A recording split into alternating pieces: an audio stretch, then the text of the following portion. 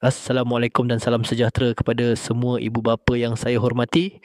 Dalam episod kelima, cabaran 100 hari motivasi untuk ibu bapa ini, saya ingin mengingatkan satu perkara yang sangat penting dalam pembentukan sahsiah anak-anak kita, iaitu anak belajar daripada cara ibu bapa bercakap. Ibu bapa sekalian, setiap hari tanpa kita sedar, anak-anak mendengar, menyimpan dan meniru gaya percakapan kita.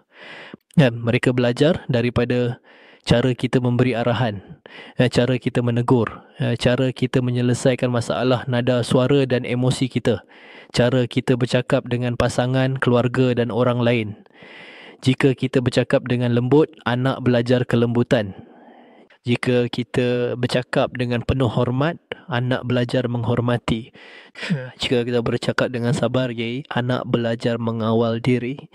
Namun jika anak sering mendengar jeritan, herdikan, kata-kata kesat atau nada marah, itulah bahasa yang mereka bawa ke sekolah dan ke masa depan mereka.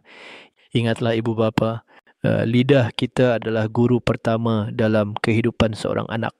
Itu Hari Raya Ben ini, saya ingin mengajak semua ibu bapa untuk melakukan satu latihan mudah. Gunakan satu hari untuk bercakap dengan anak menggunakan suara hati, bukan suara marah. Gunakan ayat ringkas yang membimbing. Contohnya, abang, ibu percaya abang, boleh cuba lagi. Adik, cakap elok-elok ya. Kita saling hormat. Ayah tegur sebab ayah sayang. Perubahan kecil pada percakapan kita memberi kesan besar pada hati anak-anak. Terima kasih kepada semua ibu bapa yang terus mengikuti cabaran ini. Semoga keluarga kita sentiasa dalam rahmat dan ketenangan.